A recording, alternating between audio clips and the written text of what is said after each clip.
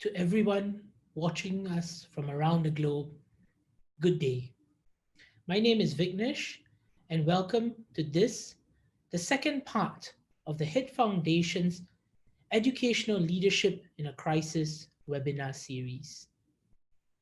It's a great pleasure to have many of you come back to join us for the second session, and I see many new members of our esteemed audience joining us today. It was said by Lee Iacocca, the famous American industrialist, in a completely rational society, the best of us would be teachers and the rest of us would have to settle for something else. Today, we explore how educators from around the region have been coping with the COVID-19 pandemic and its ensuing lockdowns. During today's webinars, we try to understand and look at examples of what school leaders have done to empower, to lead, to train, and to nurture their educators during this crisis. Many educators have struggled to move their teaching, something that they do really well, from an online modality. But these school leaders that you will hear today, who are graduates of the HIT Foundation and the University of Queensland's Certificate in Educational Leadership in Studies program, share their experiences in empowering their educators to make that transition to an online and blended learning modality. But beyond ensuring that our teachers are able to effectively teach online, how do we care for them as individuals impacted by the COVID-19 pandemic? They too have families. Many may have their own children whose schooling has been disrupted, spouse who are working from home, and they have to struggle with these challenges too. So what can be done to provide the educators in their schools the necessary support mechanisms to ensure that not only are they effective educators, but they, as individuals, as fellow human beings, are looked after and cared for during this difficult time. So today, we are really proud to have two exemplary school leaders and a distinguished and eminent scholar of educational leadership join us on our panel discussion. Ladies and gentlemen, without any further ado, I would like to hand over to the moderator of our session, Associate Professor Vicente Reyes from the University of Nottingham. Vicente, please. Welcome to all our friends from the Philippines, Indonesia, Thailand, the United Kingdom, the United States, Vietnam, and the other countries that have decided to join us for our conversation today. For those of you who have come back for the second part of our three-step webinar series, well, we also welcome you back.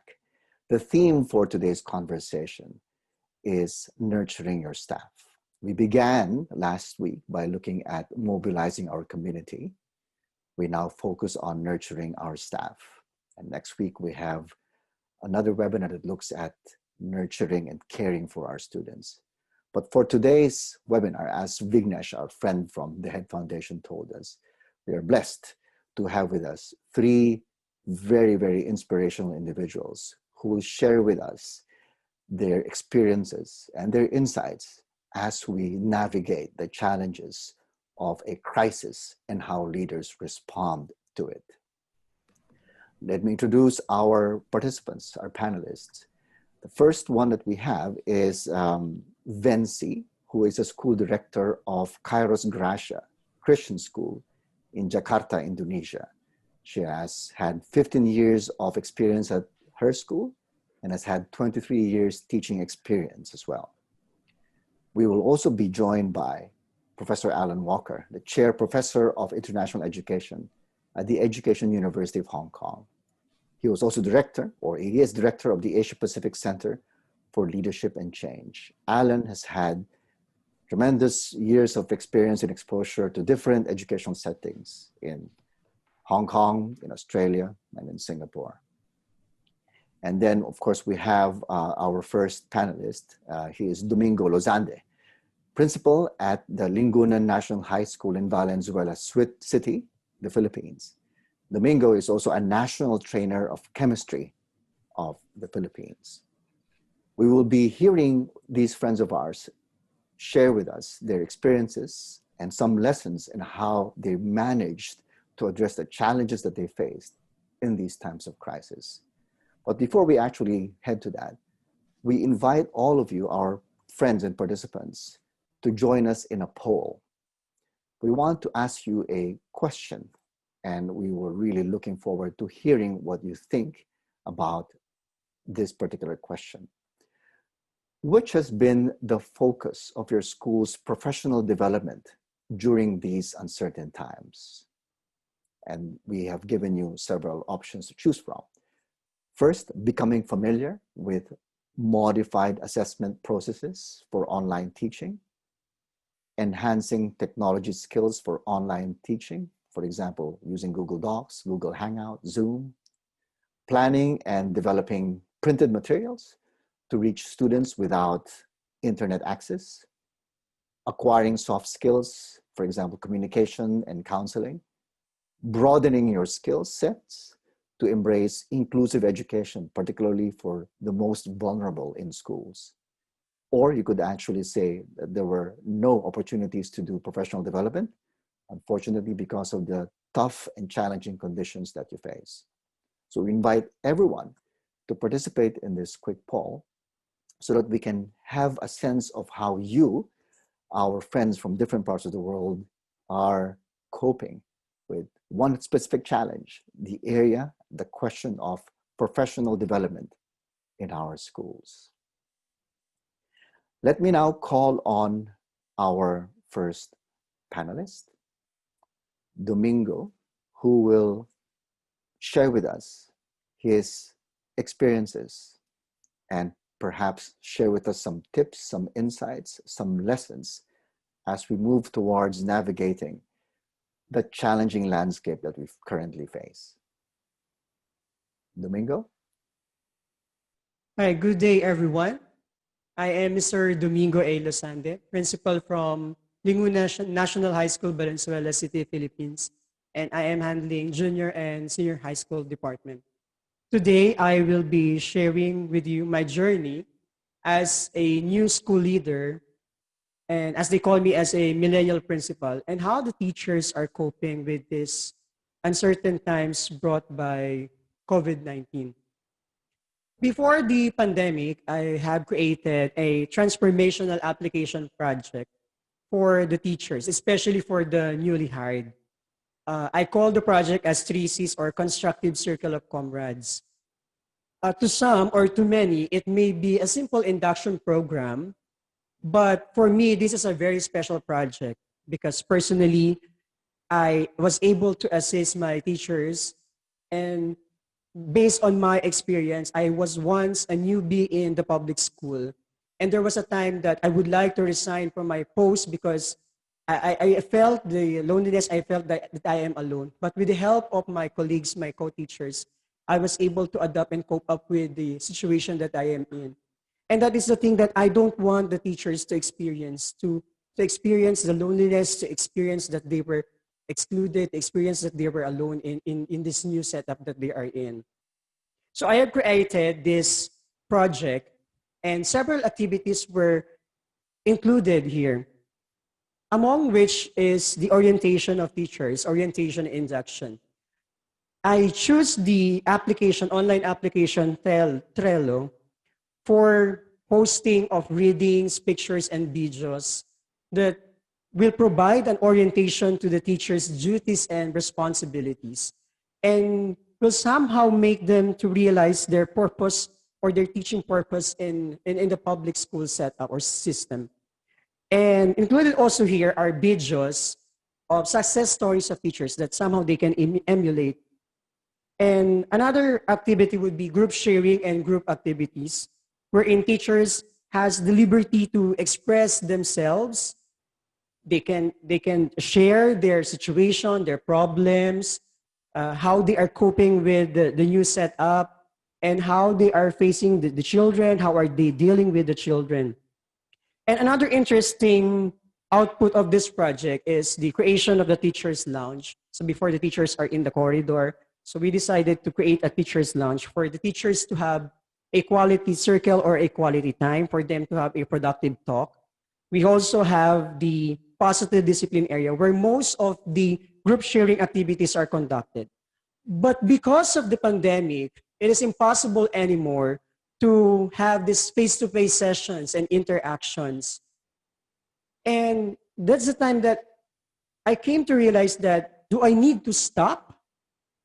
But I think I should not stop. Because this uncertain situation, the teachers really needs our assistance. That made me to realize to modify and to reinvent my project. And now it became the 3Cs plus C, or constructive circle of comrades in a crisis, adapting to a new normal way.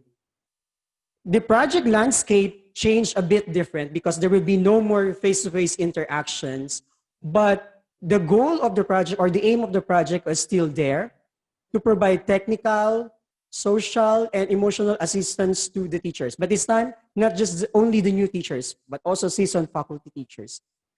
But just like any other project, of course, there would be some key issues that needs to be addressed. The first one would be the teacher's competence and commitment. The teacher's competency is very important. And I am talking here about not just knowledge of the content, but as well as the use of pedagogy, the use of the right pedagogy, and incorporation of technology. Now, since classes will be done in an online platform with the use of the technology application, teachers should select the appropriate pedagogy and technology that would allow the students to be still engaged active in the teaching and learning process. Commitment is also an issue because a lot of new things will be done now. And it really needs time, effort, and a handful of patience for a task to be completed. So a lot of understanding is really important as we are continue to adopt and continue to move forward. Cooperation and collaboration among teachers is also needed as a support mechanism. Some can be able to adjust with the use of technology in teaching, but to some it would be a difficult thing, especially for the seasoned faculty. So it is important for teachers to cooperate with one another, to collaborate with other groups, to collaborate with other departments, to provide certain assistance that they need. And this support system can also be helpful, especially for those who are in emotional distress.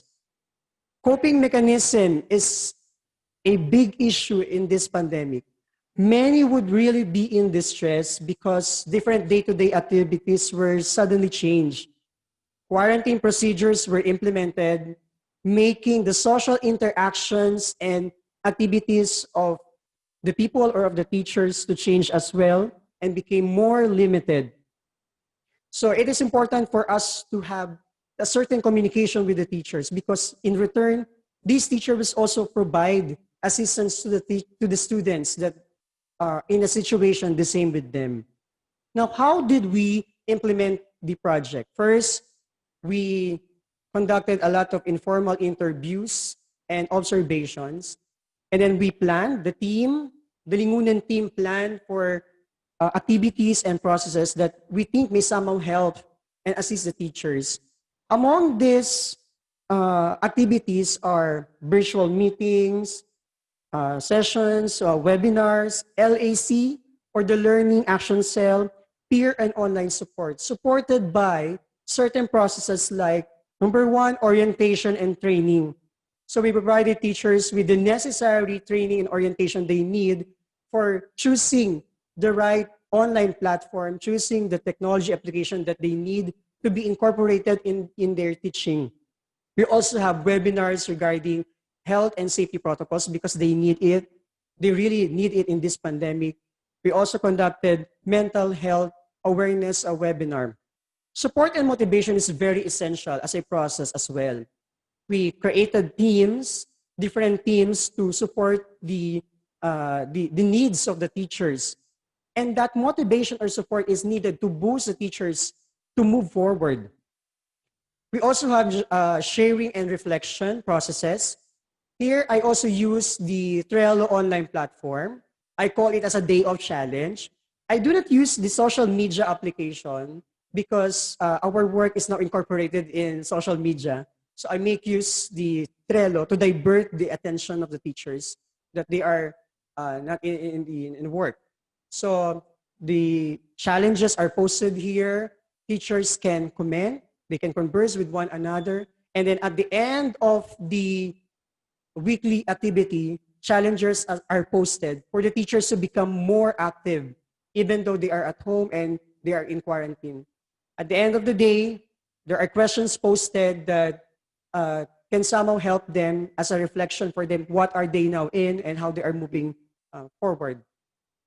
Now, what are the obstacles faced? Number one, of course, internet would be a big problem. But ICT familiarization and utilization, I think, is the key there. We provided webinars, peer support, and learning action cell. We created a technical team, certain technical team, for the teachers to call whenever they have a problem encountered in dealing with online platforms and technology application. Prioritization, time management, that is another obstacle. We created a critical friend, a peer encouragement that somehow will motivate them to finish the particular task, and of course, constant communication. The big obstacle here would be the social and emotional distress of the teachers.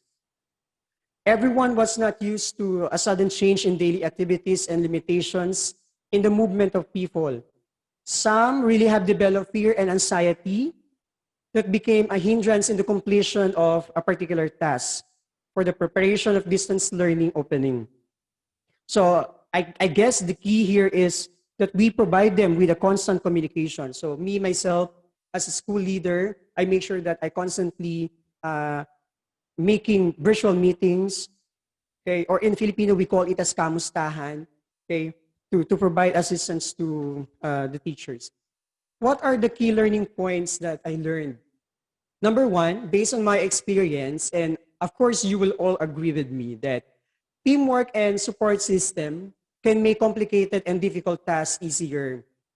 The effort that each member contributes makes a shared responsibility that if one succeeds, everybody would succeed too. The support system given whether by family, friends, colleagues, and other people is vital to cope up with this uncertain situation.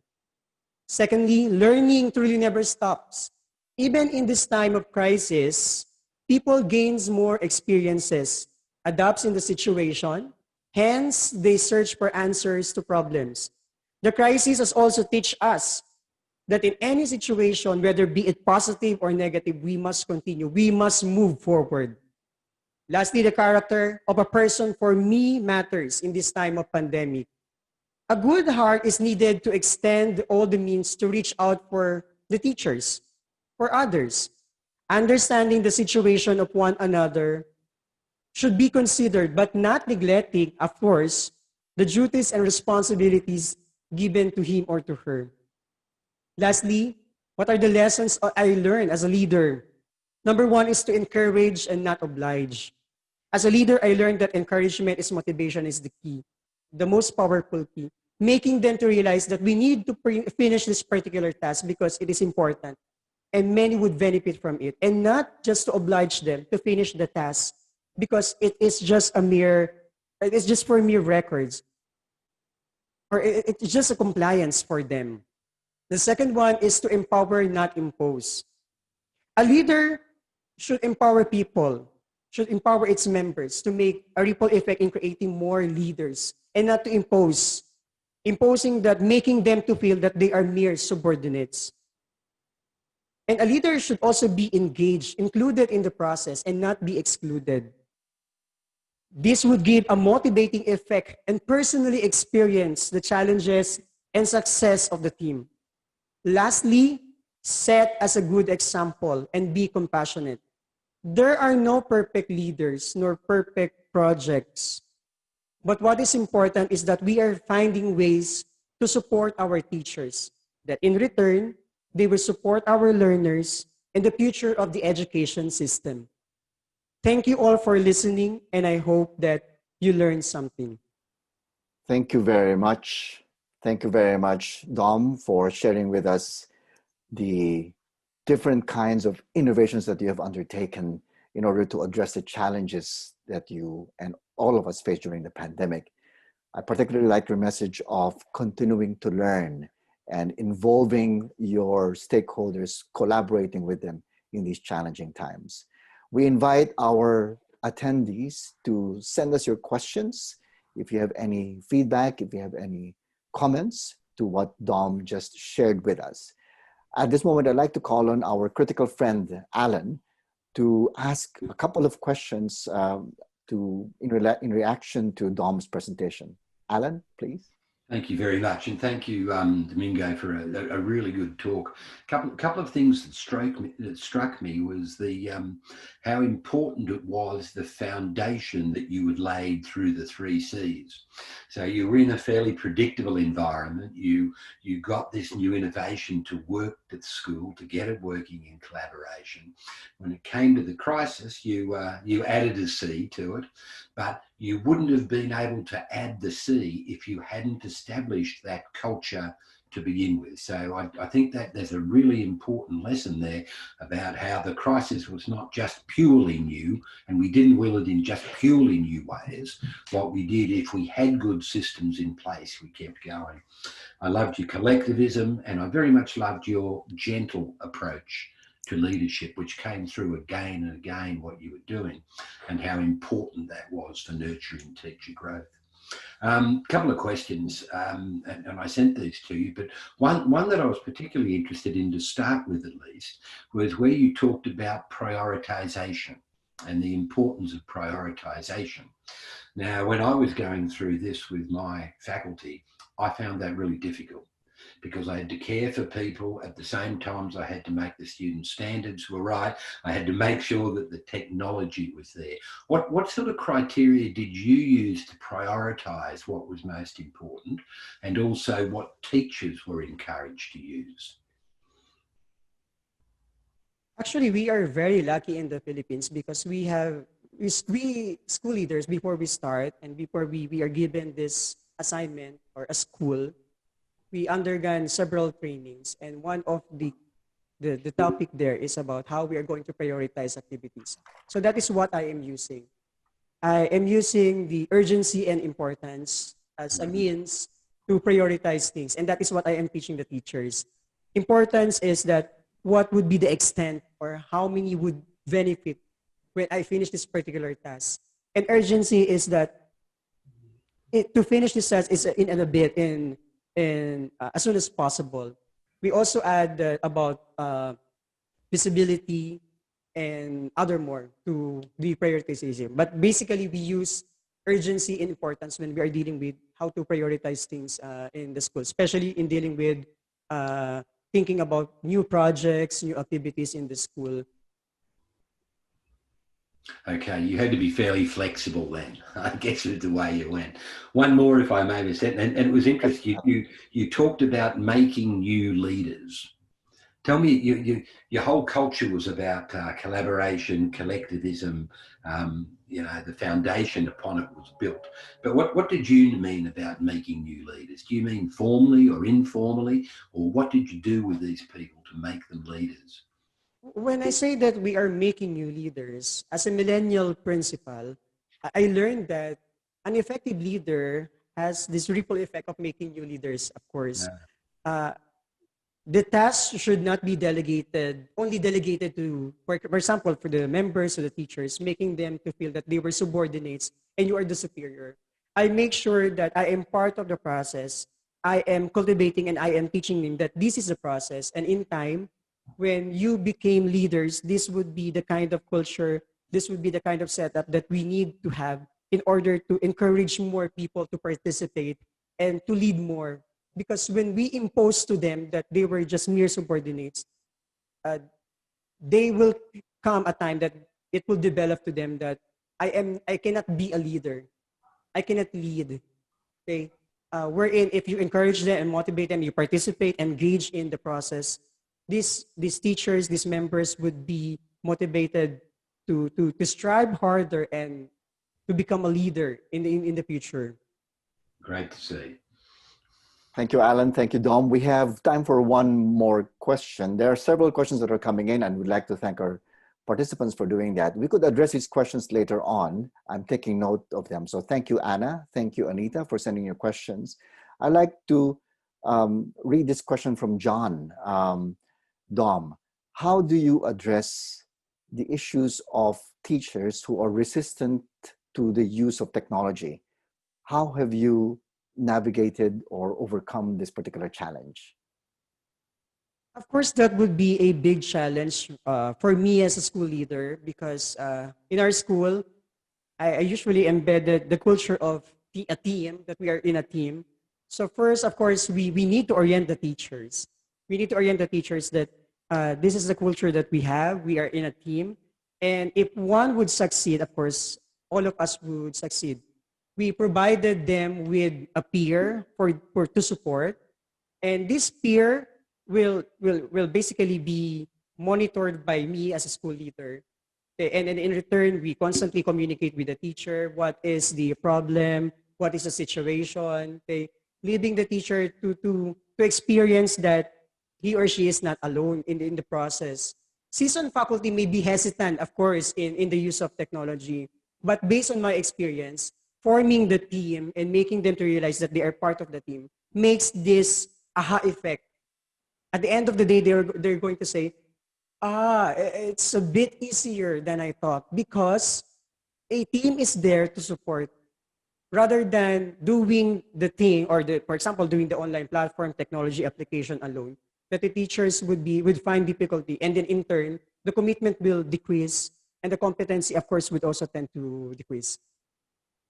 Thank you, Dom, for addressing that really very important question, because we have colleagues, as you mentioned, they could be young, they could be seasoned teachers, and they may be resistant to technology. And your approach of partnering up your colleagues with peers is really a powerful way of motivating everyone to overcome these challenges. We encourage our attendees, our participants, to send in your questions through the chat box, and we're going to be reading them through our webinar today.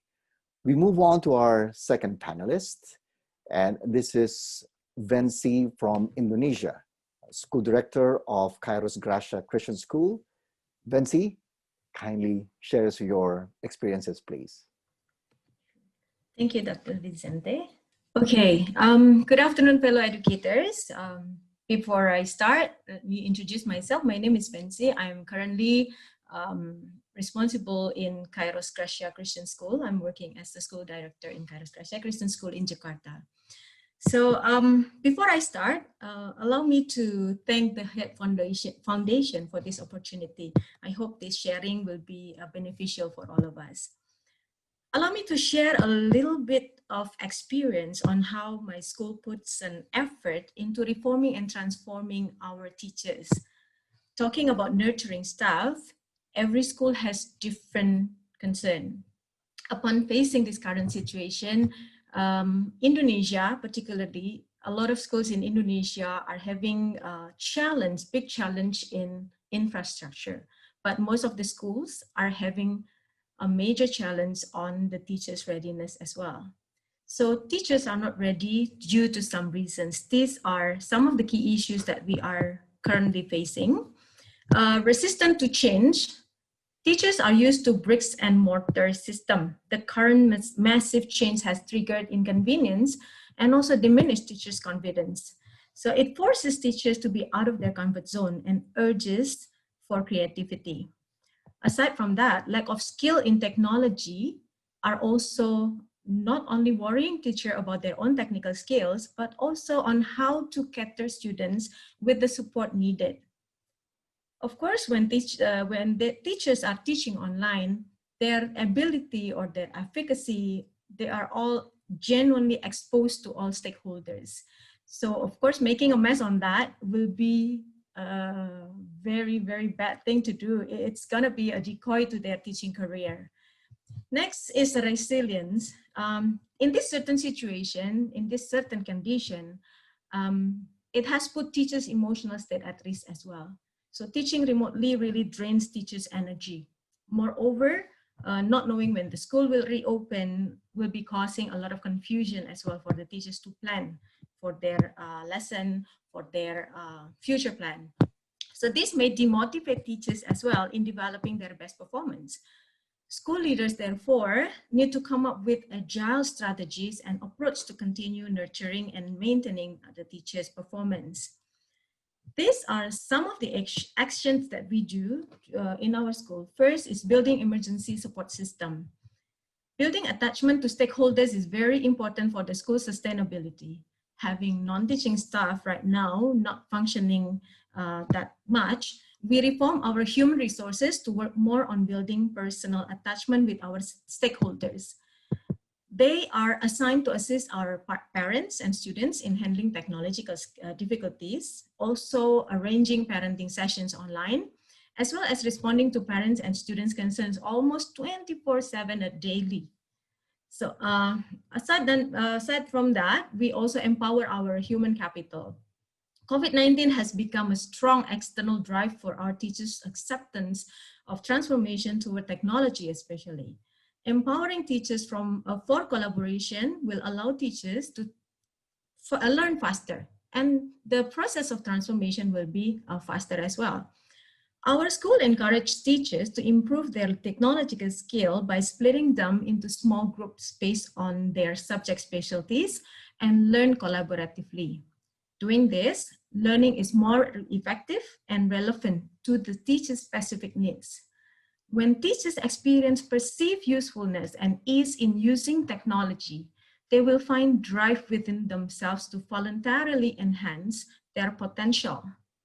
So gradually after that, collaborative learning will be developed.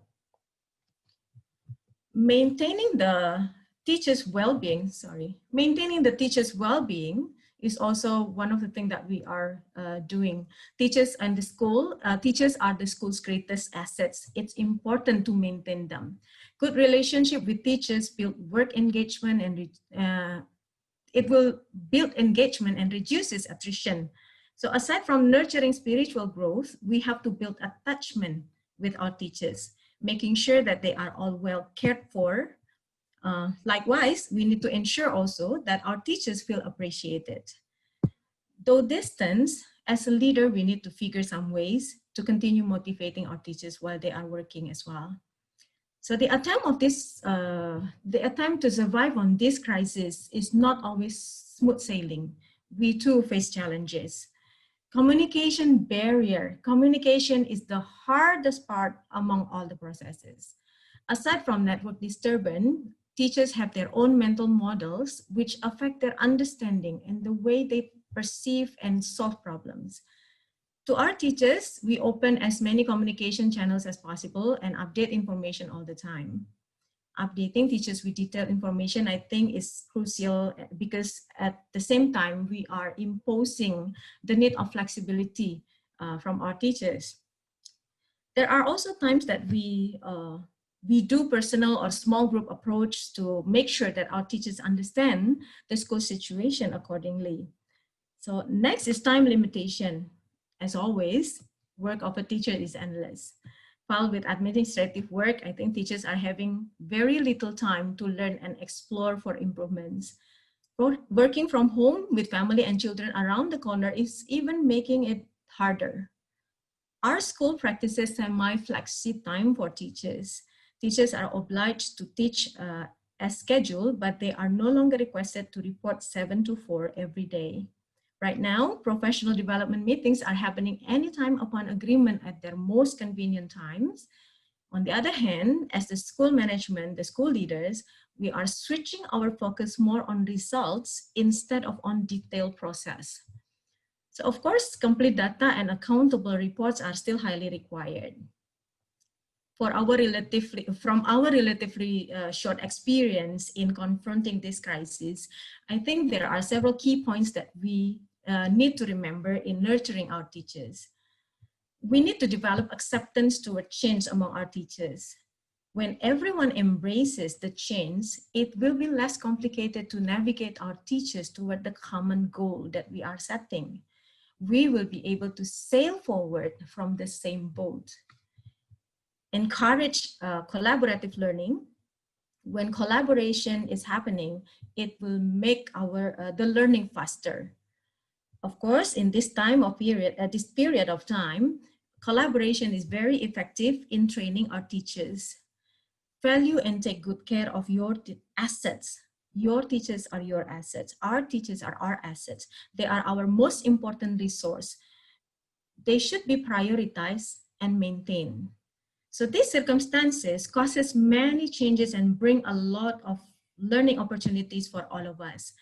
We need to be responsive toward the change of needs. Right now, everyone's life focus is diverted. Health and well-being is the first priority. However, school leaders need to ensure the school's sustainability during this difficult situation, not just in terms of our academic performance, but also financial stability of the school and also the teachers. It is necessary to be responsive to our stakeholders' change of needs. When parents and students' needs are changing, we have to adapt and adjust our education service. The faster the school can conform to the current needs, the better is the possibility for the school's survival in crisis. Openness in communication is very important to make sure that we are moving toward the same directions of transformation. Having clear and effective communication will minimize misunderstanding and reduce frictions due to different mental model that we are all having. It will not only build better understanding, but also form close attachment between our stakeholders.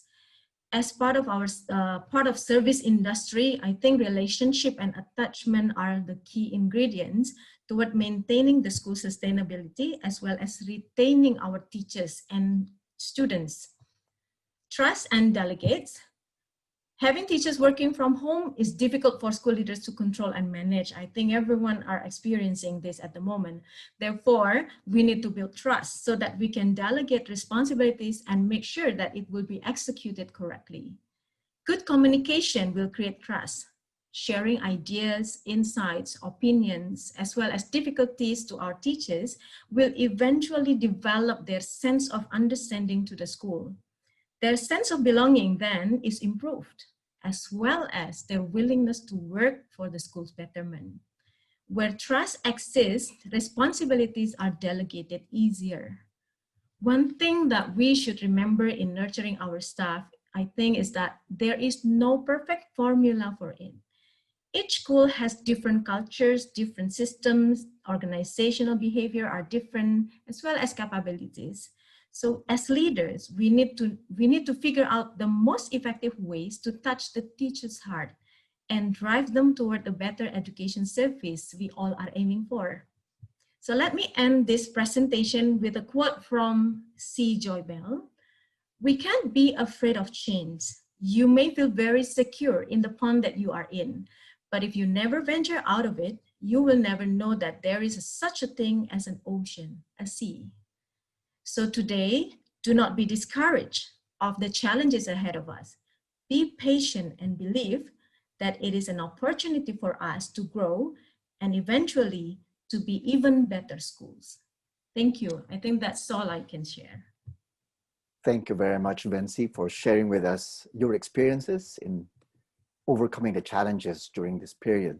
I particularly like your approach of balancing the welfare of your stakeholders and also the survivability of your institution.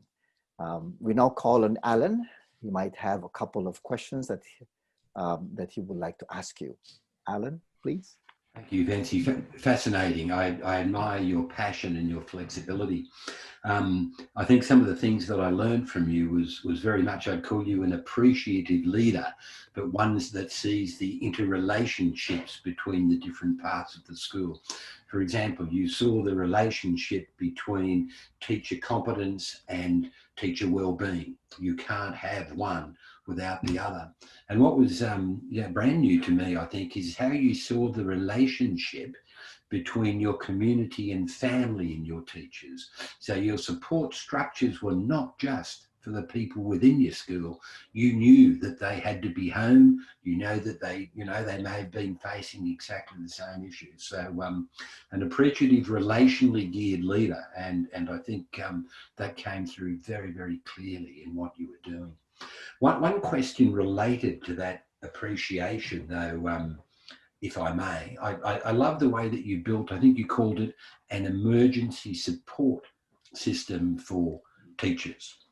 Can I just ask how you melded that support system with sometimes the hard feedback that teachers may have needed? So whereas relational's nice, there still has to be that edge and competence, as you talked about. So how did you balance the gentleness of the appreciation with the harder edge of the feedback to make them better teachers? All right, so when we are talking about the building emergency support system, we are not only talking about teachers, students, and parents, but we also need to think about our school board, right? So, but of course, our focus will be on students and teachers and parents. That will be our priority. So when we are talking about this, sometimes, yes, feedback, hard feedback came overflowing even during this time. It is really open.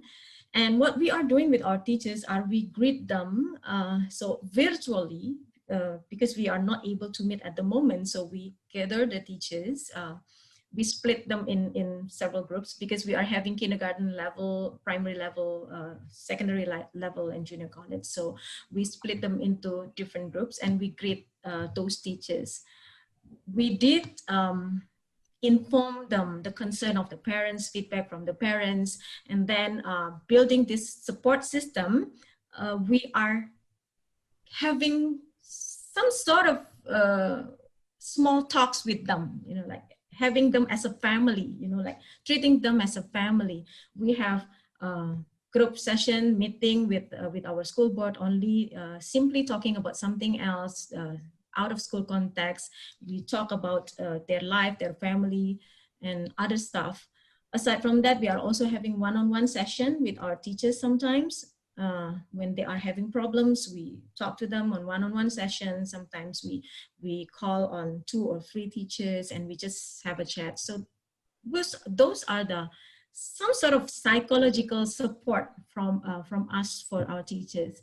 And we also did some sending appreciation or gifts to their home. Those are the things that we also did, both to our students and also our teachers.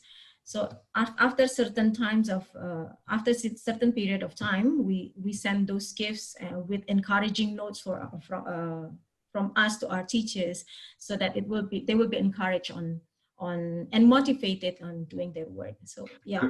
Great idea, Vency. I'll send you my address. Okay. Sure. Finally, can I just ask one quick one, Vicente? Yeah. Sure.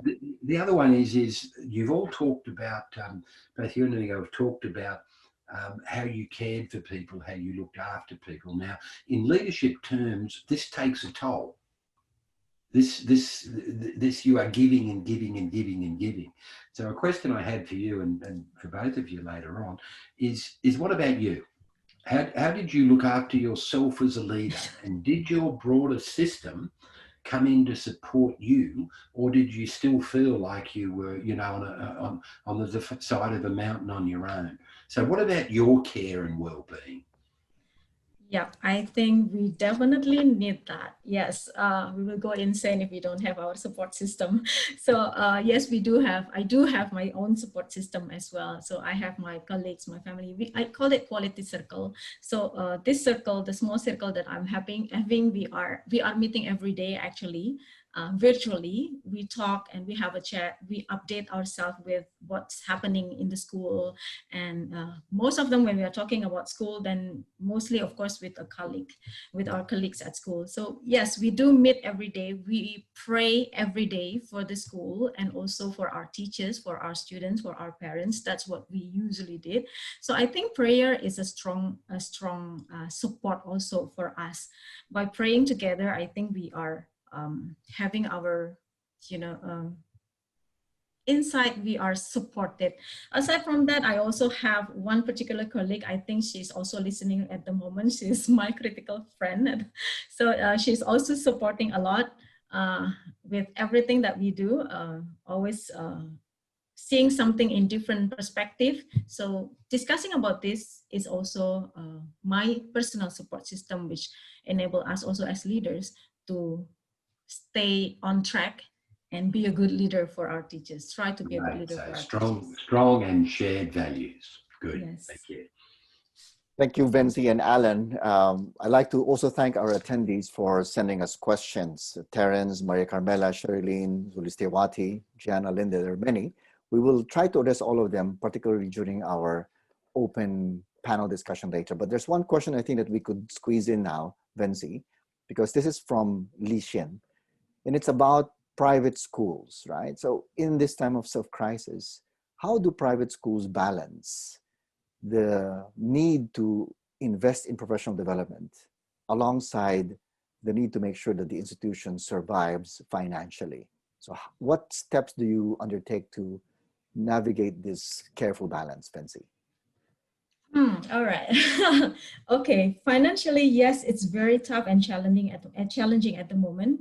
Aside that, we have to consider our parents, but we also need to develop our teachers' professional development. So what we are doing right at the moment, we activate our teachers. So before this COVID break, actually, we have a chance to start this technology training for our teachers. So at that time, we do not really recruit all of the teachers, but some of the teachers are voluntarily having this kind of training. And when this COVID break happens, then at least these people are having a slight, information or knowledge better than the others who are not joining any training. So what we are doing, we are empowering these people. I mean, we are activating all of these trained teachers to help other teachers. So that's how we built our teachers' technological skill at the moment. We split them into groups and we put them into several groups. And these teachers are sharing what they have learned, and they mentor those who are weak in technological skill. Then they mentor one-on-one session, could be at nighttime, sometimes 9 p.m., 10 p.m. they did that. So yes, so we actually activating our teachers who happen to have the training earlier. Aside from that, of course, we also send our teachers for a webinar and all, this kind of webinar and support. I think the school are still financing most of. We are trying to finance everything. We are trying not to burden teachers with all of those. The financial department are working on it. we don't really need to share our difficulties with the teachers, of course, but then we do have our challenges, but we try our best not to burden our teachers. The school are still financing for all the trainings that we are handling at the moment. Thank you, Vency. Again, thank you also for our participants for sending in the questions. Keep them coming. And at this juncture, I'd like to call on Allan, our critical friend, and he will be sharing with us his reaction, his insights, suggestions for our panelists and for everyone listening in relation to educational leadership in a crisis. Allan, please. Thank you very much. You may not know, we have been through these talks a little bit before with our two excellent presenters today. And as we looked at those before, I've gone through and I've had a look at what they're doing, how they're feeling, and I've put that together with some of the literature of what we know about crisis, which is rapidly changing and shifting and flowing. And I've tried to pull it together here. The first point I want to make is that we're finding more and more that leaders are forged in a crisis. So when we're in a crisis of unpredictability, of disruption, this really tests who we are as leaders. It's the only time, they say, when we really learn about our leaders. And as we as teachers and as leaders go through it, we will come out the other end of this different, whether it's in 6 months or in 1 year. And this will be very, very telling on what we are as leaders as we go through. We're told that great leaders become better people and better leaders depending on how they do and how they learn through that crisis. Now, think about the talks that we've just had. Think about what you have gone through during this different crisis. And I think we can frame it as a series of tensions. We were no longer in a linear, we were no longer in a simple, we were no longer in a straightforward world. We had things jumping all around. In other words, the knowledge that we had that had been tested and tried no longer worked. This puts us in a series of tensions or of dissonance between what we know and where we should be. Now, some of these tensions I felt, and some I think came across in the talks that we had. The first one was managing normality while managing disruption. People expect the leaders to keep things stable. They need to have some predictability in their life. Even when they're shifting online, they need to know, like when Domingo was talking to us, they need to know the values of the school and what it is. So as leaders, we have to try and keep this normality going, if you like, while also managing the disruption that comes in. Secondly, we had to look for speed while also looking for sense. Now, I don't know about you, but in the first few weeks of the crisis, when we were going online and we were doing this, some people were just rushing, but not stopping to back and to see if it was making sense to teachers. The two presentations today have shown how much effort they put in to help teachers understand what their job still was and what they had to do. The next one was pushing innovation while searching for coherence. We pushed innovation, we encouraged people to come up with their own ideas. We wanted teachers experimenting in their rooms with different ways to do things.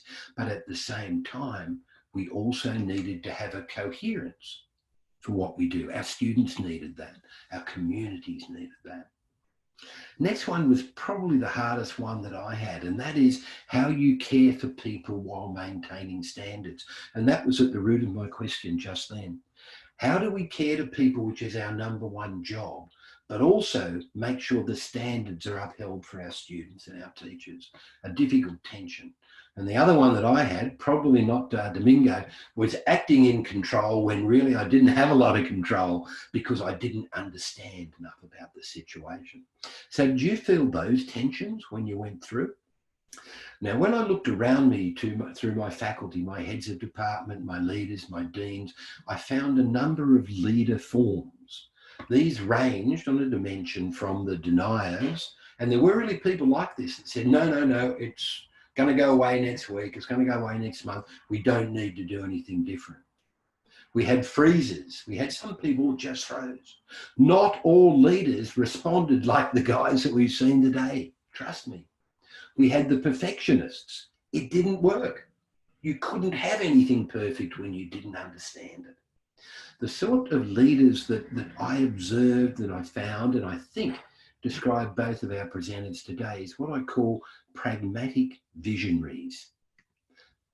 Now, what do pragmatic visionaries do? You'll see that down in the last slide there, I've got a stability platform. This is what both the leaders who presented today did.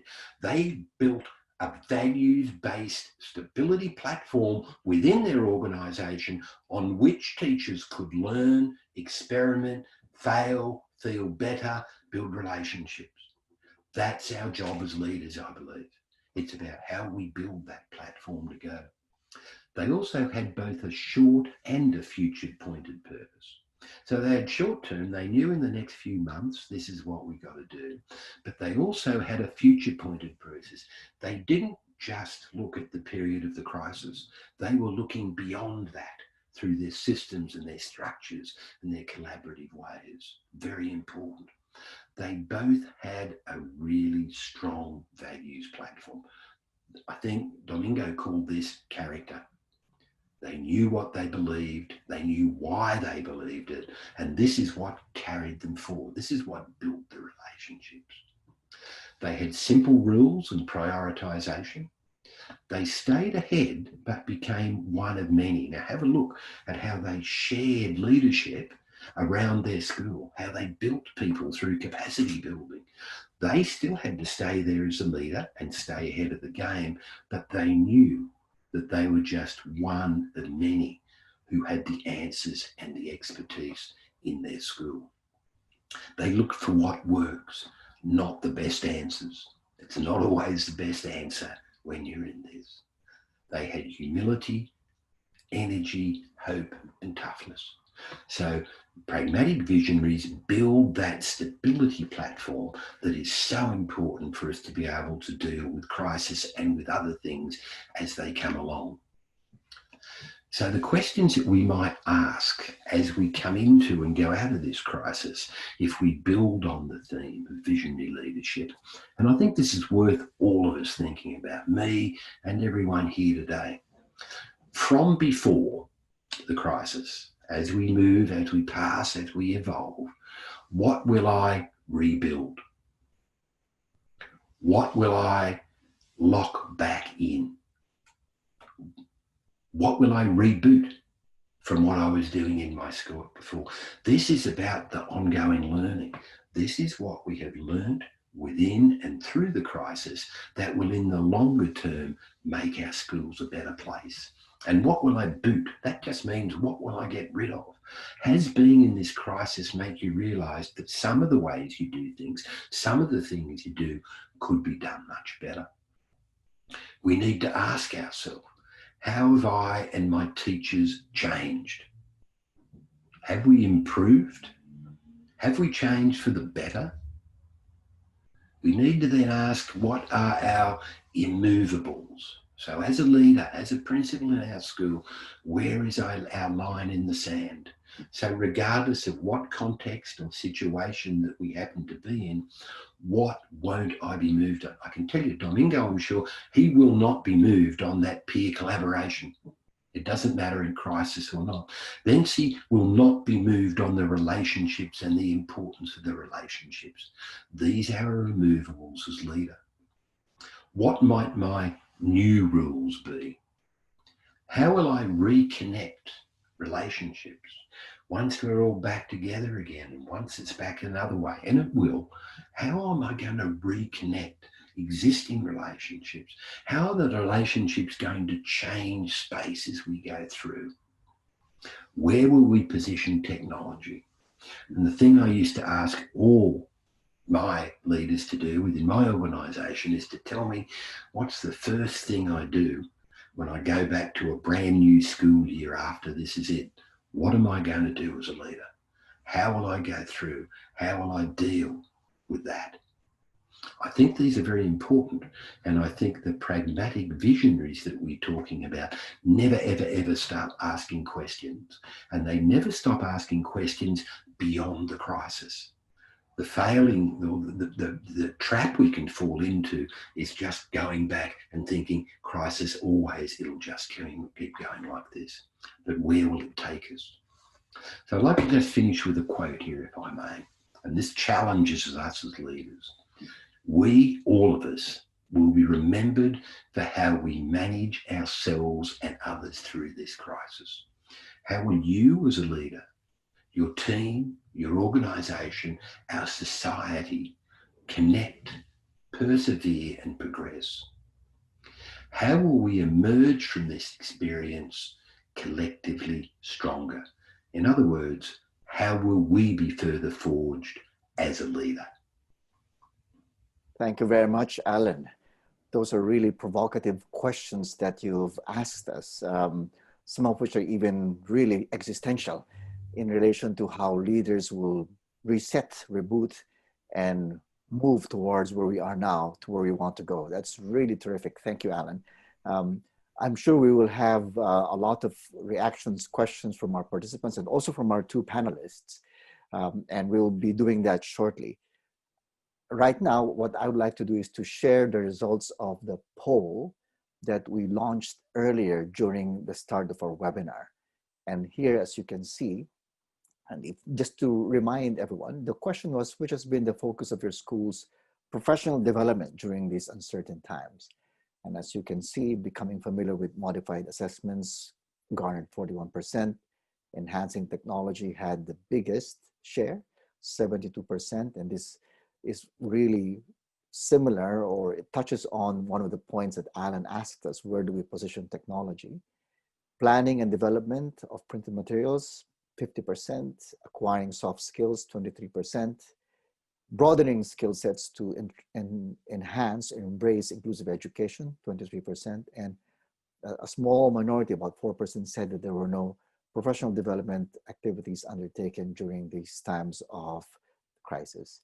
Again, thank you to our participants for participating in this poll, and this is really something useful for us as we move towards our panel discussion. So now I would like to invite our other panelists, Vency and Dom, and we are going to be addressing questions from members of the audience. Before we do that, could I ask Vency and Dom to maybe have a quick response, reaction to what Allan just shared to us? Let's start with you, Dom. I was really moved about the presentation of Prof. Allan. Actually, I am now reflecting on certain points that he raised a while ago. First would be, sometimes with the use of technology, we are in a fast track, we are on speed, but we are not looking for the sense of what we are doing.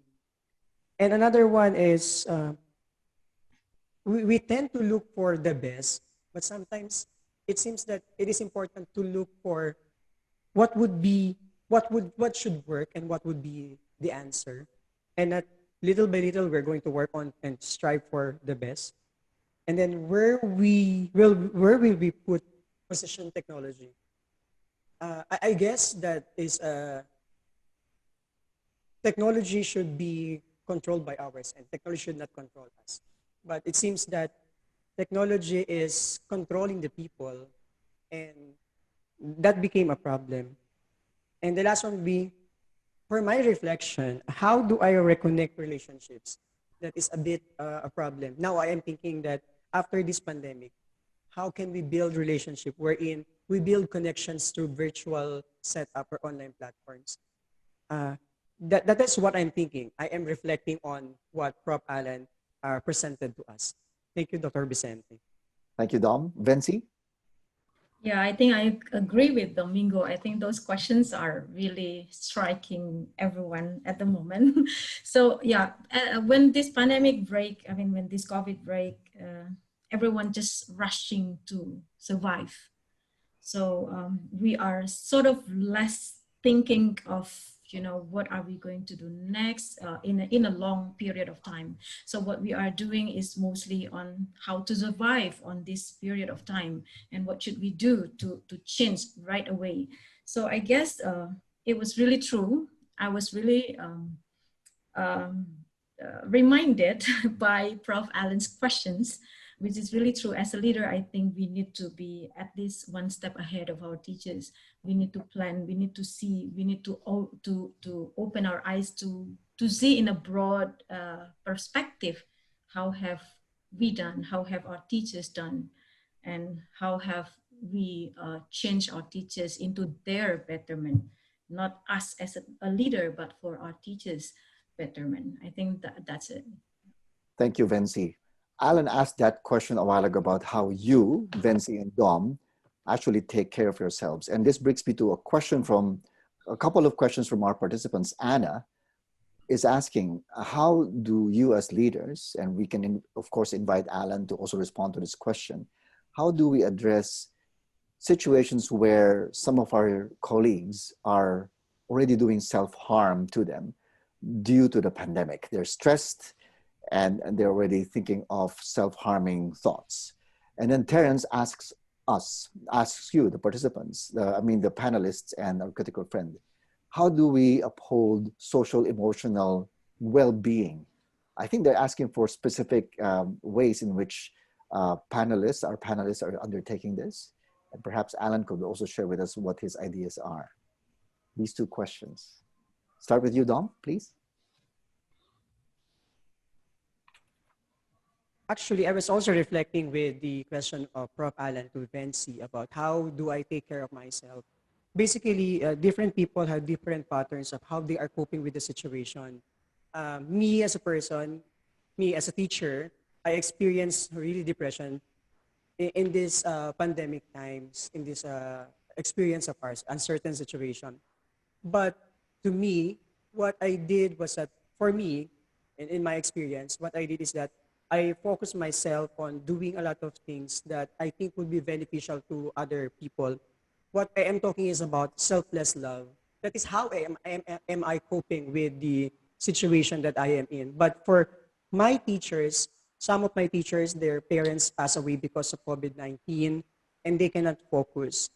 The constant communication that we provided, the critical friend does not only be there to critic, but the critical friend is there to provide a mechanism of support on constantly monitoring the teachers or a peer or the ones the being affected and telling us what is the situation. And then we are going to talk about it, okay, secretly, privately, and then we're going to seek for some attention if it is needed. We're going to seek for a psychologist or for the hospital or other support. And then, of course, this critical friend will be the one who's going to deliver to the teacher. So for the teacher to feel that he has a private partner wherein he can confide everything. That is what I am doing. Thank you, Dom. Vency? Yeah, in my school, we do have what we call the quality circle or the management team, basically. So part of our management team, we do have one person who is quite strong in spiritual growth.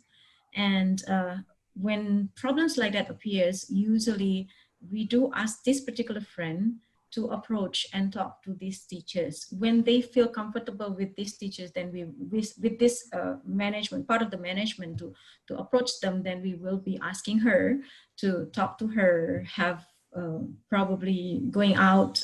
If we are able to go out, like a few weeks ago, we are still able to go out. So we asked them to have a chat and talk about anything. So yeah, and in the end, we usually pray for them as well.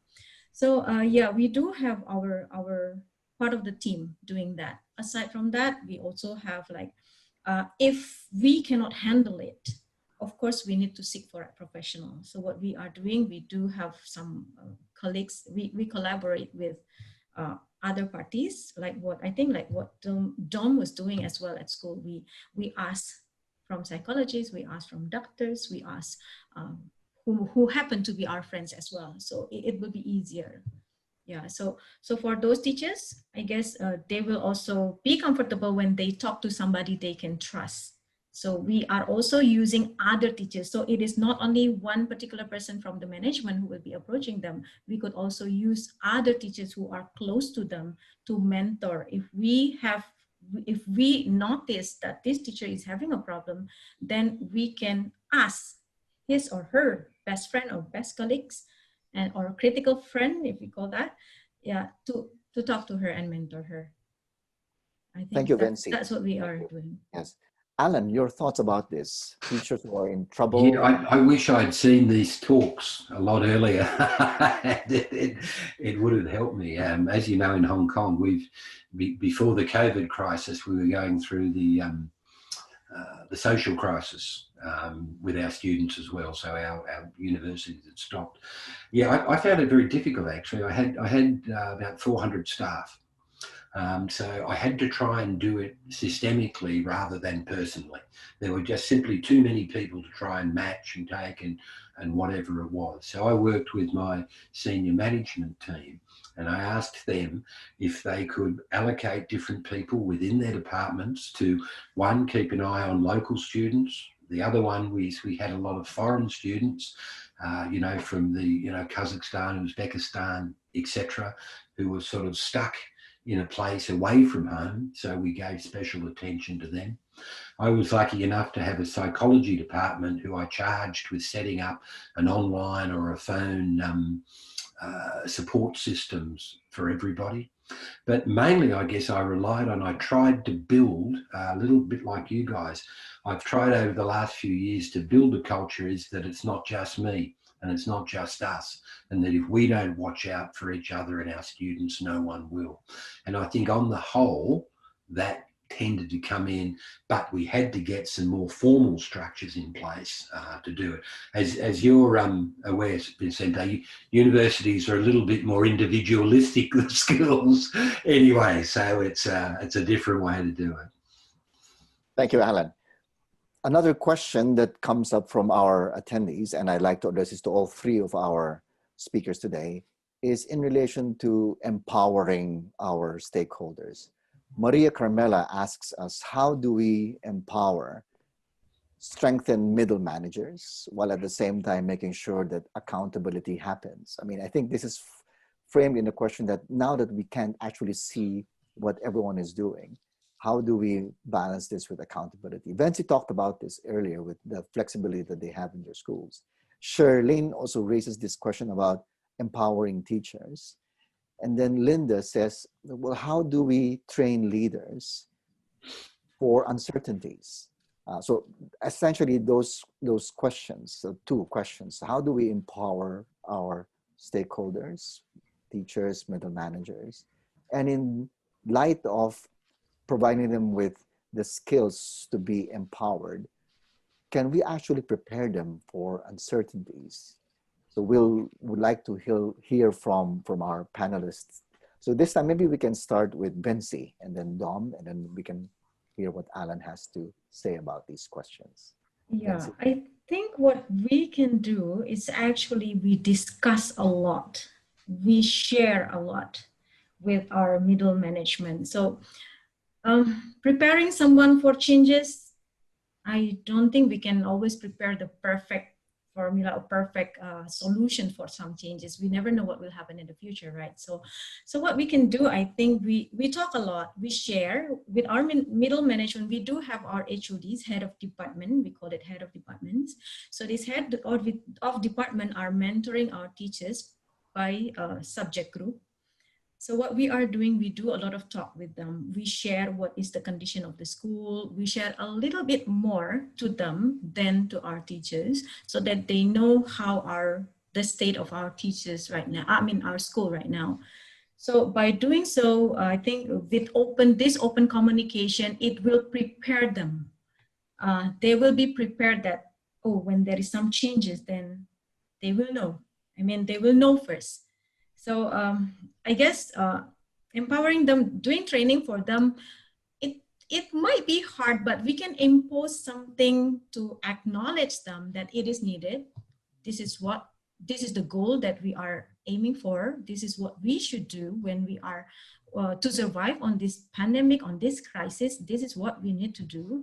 We have to, our goal is basically to provide a good service of education to our students. Then, yeah, what are we going to do? Then we talk, we discuss. So I guess what I can say is more on a lot of talking, a lot of sharing, a lot of, openness in communication. That will be giving them readiness for the change in the future. Yeah, I guess that's it. Yeah. Thank you, Vency. Dom, please. I think on how we can empower teachers is that not just designating the tasks to them, but also participating, being engaged in the process. That is what I am doing. We have these coordinators in the school that I think in time they would be department heads, but I make sure that the teachers would not feel that they are subordinates over these coordinators. I designate the tasks to all of them, to all the teachers, and then I make sure that I am there. I personally mentor them. I regularly follow up them, just like what Vency mentioned, that the open communication will really be a big help in building new leaders with these teachers. And training in this pandemic is also possible. Maybe this would be a hard thing, but virtual connections with the teachers may do. And regular communication, perhaps. Thank you, Dom. Alan, what are your thoughts about these questions? Yeah, great question. I don't know who asked it, but very good question. First of all, in terms of preparing people to be able to deal with uncertainty, it is difficult when we don't have the skills because we don't know what the situation is. So I'm a great believer in that this comes back again to values, and it comes back to leadership values. within your school, and it comes into how you weave those within a culture. For example, do you allow people to make mistakes without coming down heavy on them? Do you allow them to learn from their mistakes? Do you support them when they make mistakes? I think this is both a way of building leaders and also a way of weaving that culture, that stability platform that I talked about. Specifically for middle leaders, I'm a great believer that they need dedicated professional development for the middle leader group. Not putting them in with other teachers or with other people to begin with, but actually letting them to get that basic foundation, if you like. I think that's really, really important. The other thing is most middle leaders are put there because of expertise in a particular area. So they should be trusted in that area while being given extended tasks to learn leadership beyond their specific area. And I think that should be something that is, that ongoing learning forever in the school. This is not just sending them out to a workshop somewhere. This is what we as principals do within there. But, I think the uncertainty thing, it keeps coming back to you, what you believe and how you look at it. Thank you, Allan. Those are really, this idea of do we allow our teachers to make mistakes is one of the best ways for us to be able to sort of provide them with on-the-job skills to be able to deal with uncertainty. Terrific.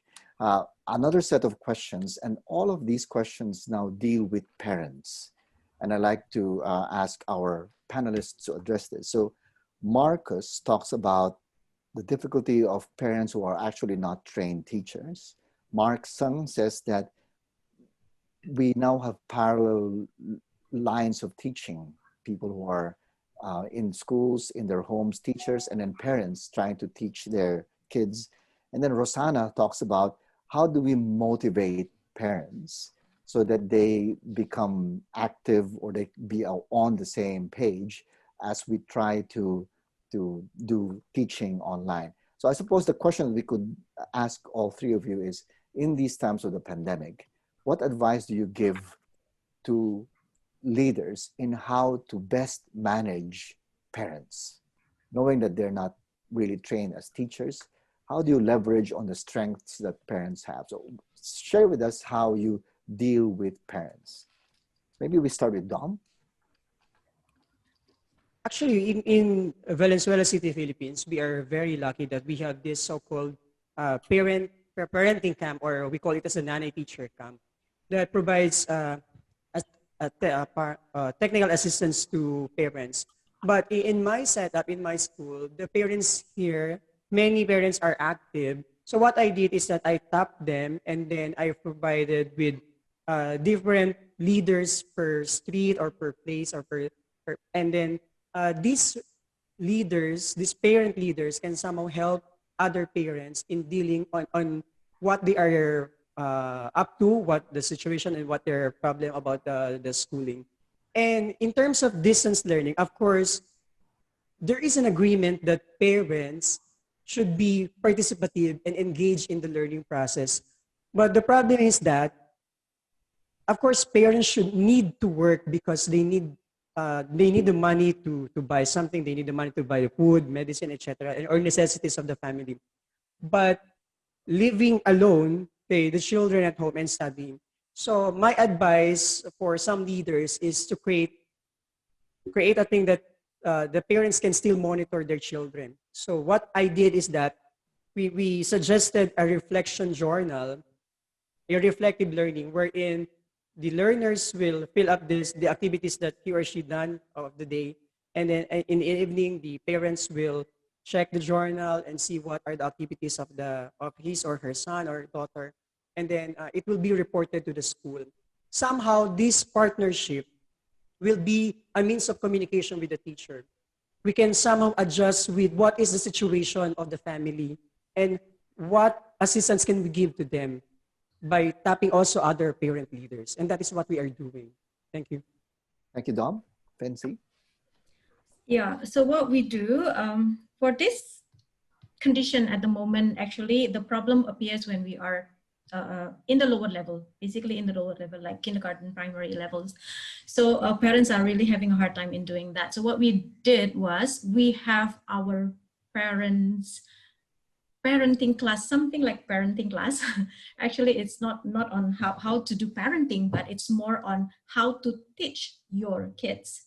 So we do have evening sessions with the parents during this COVID-19 virtually, teaching the parents. So aside from teaching students, we are also teaching parents on how to teach their kids. It is not compulsory for them to join in, but it is advisable for them to join when they are having difficulties. So during that session, they are also sharing their difficulties, how to manage their kids, the discipline of their kids.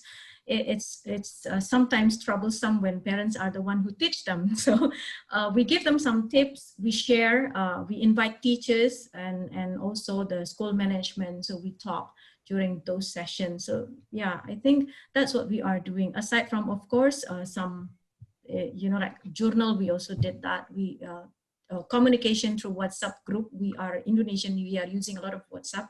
So yeah, so we do also a lot of communication there. In terms of technical stuff, we do also a system one by one.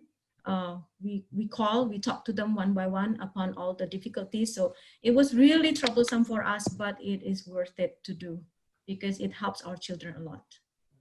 I think that's Thank all. you, Vency. Thank you. Allan. Yeah, I think great answers. I think how we utilize and deal with parents comes down to three concepts. One is respect. I still see a lot of schools where I do not believe that they respect the parents that they have.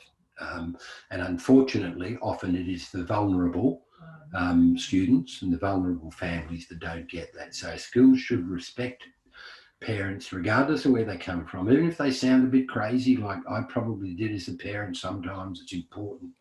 Number two is communicate. In this crisis, I know where parents can no longer go to school. They can no longer have that afternoon conversation with the teacher.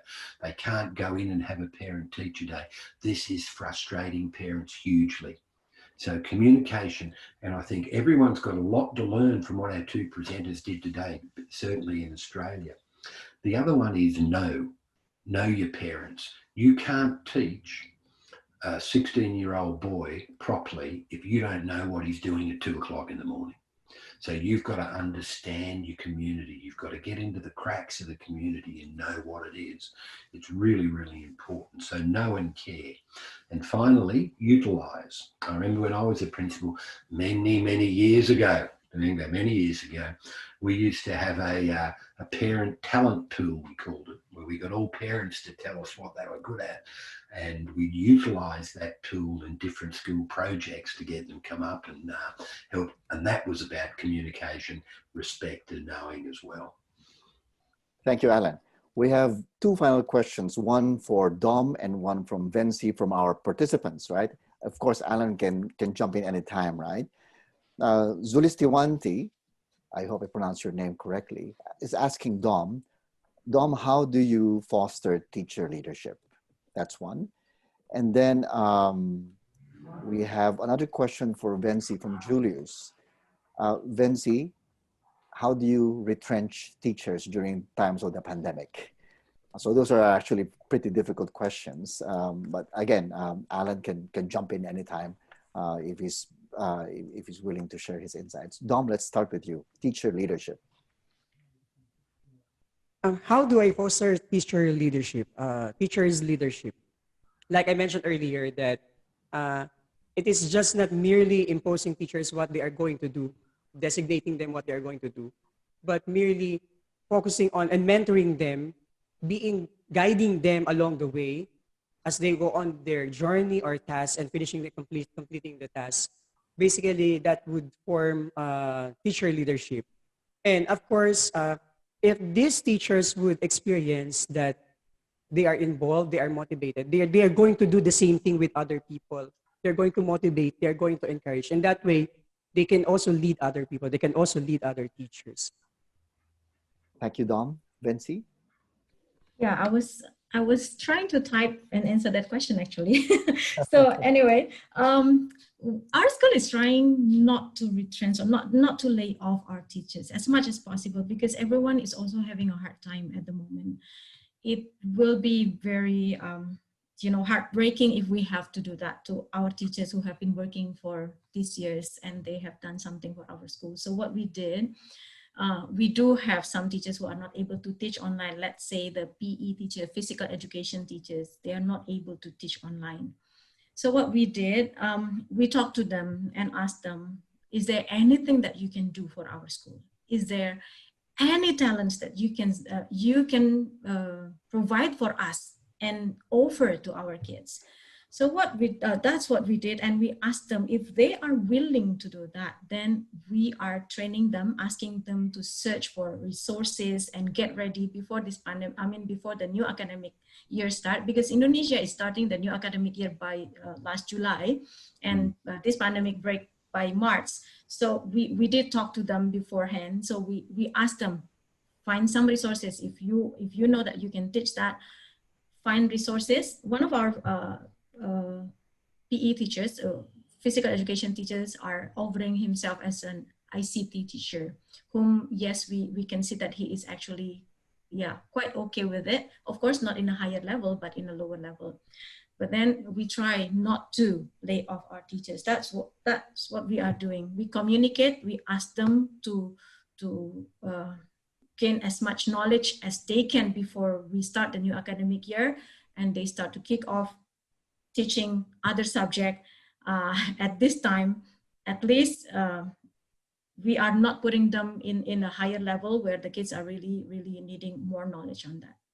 And that's what we are trying to do. Thank you, Vency. So just to recap, this has been a really fruitful session. I agree with what Allan says.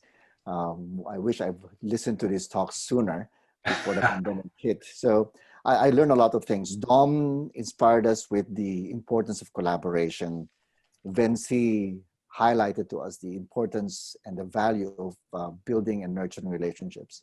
And then Allan provoked us into thinking about stability platforms. Until now, that phrase is in my mind. I'm thinking about it. How do we go around building or nurturing or creating stability platforms for our leaders to be able to navigate the challenges of the uncertain future that we face? With that, I would like to call on Vignesh again to formally close this second part of the webinar. Thank you very much, Vicente. Ladies and gentlemen of the audience, thank you very much for attending today's webinar.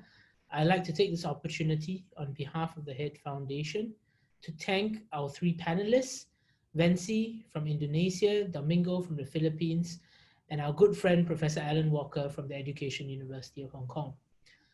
Ladies and gentlemen, there have been some questions that have been asked both in the Q&A, in the chat, and also via email about the issuance of certificates of attendance.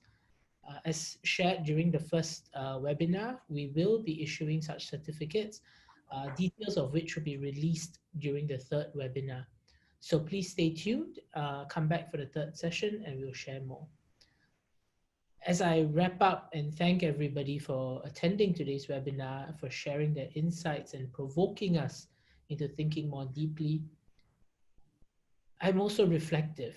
COVID has upended not just schools, it's upended almost everything we hold dear. It has called into question many of our preconceived notions of how society works, it's run, and what is expected of a leader.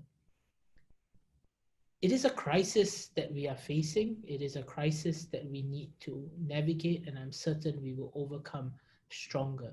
But it is a crisis that has presented us with an opportunity to look more closely at how society is run, and particularly how our education systems have been managed over the last couple of decades.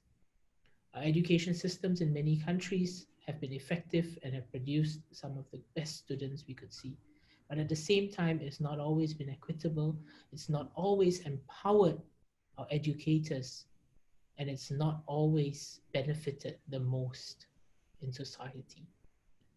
So I hope that this webinar series that the Foundation has put together would benefit many of you who are educators and many others who are interested to know more about education, about the changes and challenges that education is facing, and learn something, be provoked to think more deeply, and maybe contribute more to the education sector within your own community and your own society. So ladies and gentlemen, once again, on behalf of the HEAD Foundation, thank you for attending the second part of our webinar series. A link to the third part will be shared in the chat box, and an email will be sent to all of you to register for the third session. So ladies and gentlemen, thank you very much for attending today's webinar, and I look forward to meeting you again during the third part of this Educational Leadership in a Crisis webinar series next Thursday, same time, same place. It's a good day. Thank you very much, ladies and gentlemen.